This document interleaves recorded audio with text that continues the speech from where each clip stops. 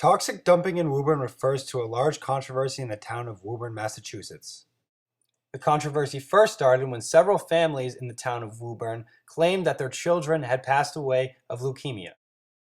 The families believed that the leukemia cases had something to do with the oil factory that lay right next to the drinking supply. The families soon began to search for a lawyer to take up the case. They did not seek any money.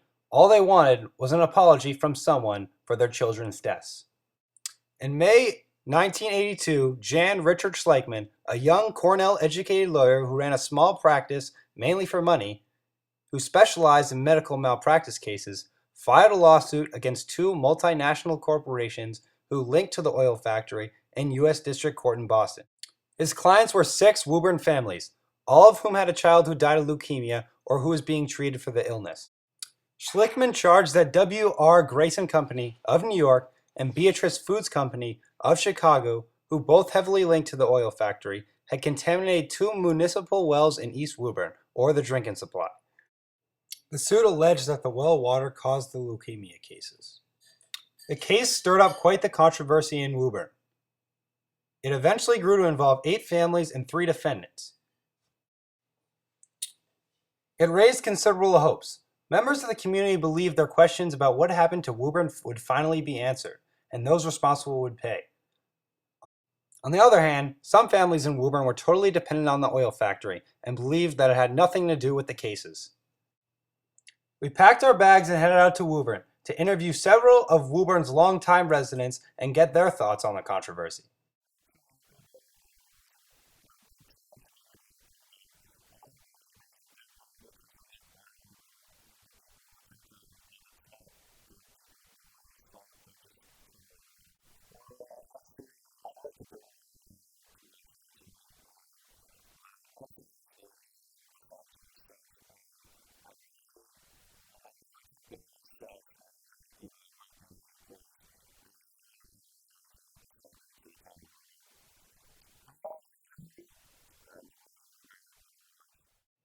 After 7 years of legal maneuvering and millions of dollars spent on lawyer fees, scientific tests, and financial settlements, not one of the 28 surviving plaintiffs has ever taken the witness stand to tell his or her story to a judge and jury.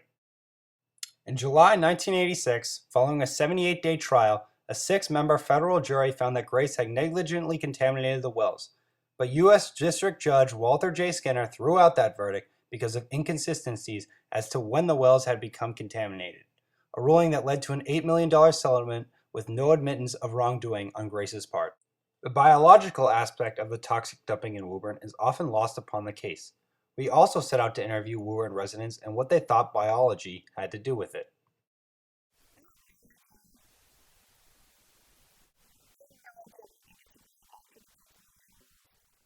It all started with the environment of East Woburn. It is a low, swampy area that has been heavily industrialized for the past century. For decades, Woburn's water had been obtained from 6 wells. However, in the 1950s, as water became scarce, city officials considered drilling wells in groundwater-rich East Woburn right next to the oil factory. Ann Anderson, the mother who first started the whole controversy, was right. The companies reportedly told the oil factory employees to dump their toxins or waste into the drinking supply.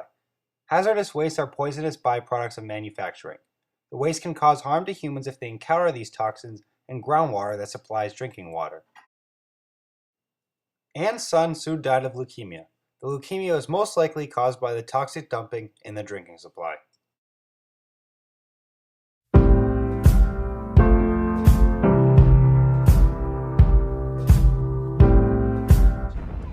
"12 deaths over 15 years, 8 of them children. They think it has something to do with the city's drinking water." Why does their pain become my pain?